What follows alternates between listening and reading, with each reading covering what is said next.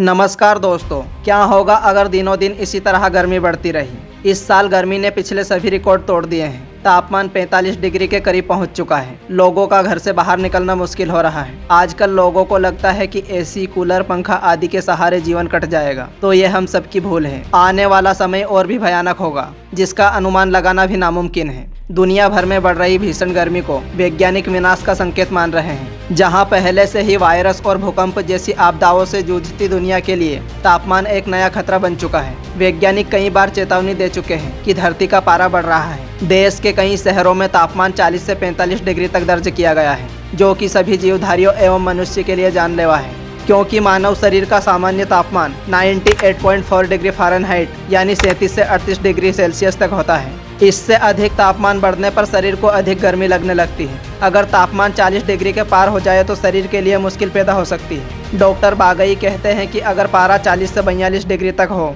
तो सिर दर्द, उल्टी और शरीर में पानी की कमी जैसी शिकायतें होती हैं। वहीं 45 डिग्री पर बेहोशी, चक्कर या घबराहट जैसी शिकायतों के चलते ब्लड प्रेशर का कम होना आम बात है। सोचिए, अगर यही तापमान 50 डिग्री तक पहुंच जाएगा तो क्या होगा। कनाडा और अमेरिका जैसे देशों में 50 डिग्री के तापमान पर गर्मी से लोग मरते हुए देखे गए हैं। साइंस कहती है कि अगर तापमान 50 डिग्री को छूने लगे तो शरीर इतना ज़्यादा पसीना निकालने लगता है कि खुद शरीर ही इसको नहीं झेल पाता है। शरीर का 70% अंश पानी निर्मित है। पसीने के थ्रू सारा पानी निकल जाता है और शरीर में पानी की कमी हो जाती है, जिससे हम गर्मी से लड़ने की क्षमता खो देते हैं और मौत भी हो सकती है। इतने अधिक तापमान की वजह से WHO की रिपोर्ट के मुताबिक 2022 में यूरोप में 15,000, जर्मनी में 4500, स्पेन में 4000, पुर्तगाल में 1000 से ज़्यादा लोगों की मौत हुई है। लेकिन दोस्तों, क्या आप जानते हैं कि इस बढ़ते हुए तापमान और जलवायु परिवर्तन का सबसे बड़ा कारण हम इंसान ही हैं। इंसानों के द्वारा ही लगातार पेड़ पौधों को काटना तथा जीवाश्म ईंधन को जलाना, जिससे वातावरण में कार्बन प्रदूषण फैलने की वजह से ही मौसम में बदलाव आ रहा है। जब तक हम प्रदूषण को खत्म नहीं कर देते, तब तक गर्मी और ज़्यादा बढ़ती जाएगी और आने वाले समय में महाविनाश की तरफ पहुंच जाएंगे। आज तापमान इस हद तक बढ़ चुका है कि सुबह 7-8 बजे ही ऐसा लगता है कि दोपहर 12 बजे की कड़क धूप हो रही है। इस बढ़ती भीषण गर्मी एवं जलवायु परिवर्तन के कारण धरती पर विनाशकारी लक्षण देखने को मिल रहे हैं। तापमान से समुद्र का स्तर बढ़ता जा रहा है